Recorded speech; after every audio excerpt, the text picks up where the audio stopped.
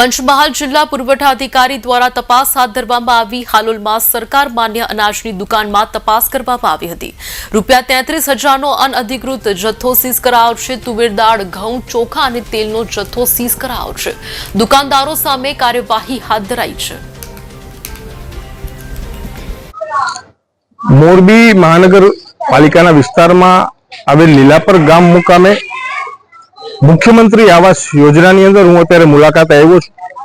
थोड़ा समय पहला मोरबी अंदर अंदाजित 400 जेटली सीमेंटनी थैली एक पत्थर समान बनी गई थी।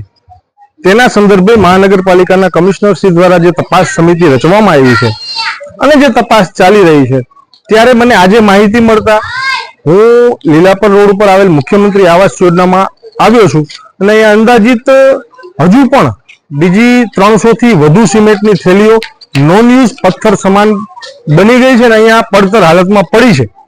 त्यारे मारी विनंती है मुख्यमंत्री श्री ने गुजरातना अने कमिश्नर साहेब श्री ने कि आ जे तपास समिति है तेना द्वारा तटस्थ तपास करवामां आवशे तो हजू पण आनाथी वधारे सीमेंटनी थैलीओ नो पर्दाफाश थई शके एम छे।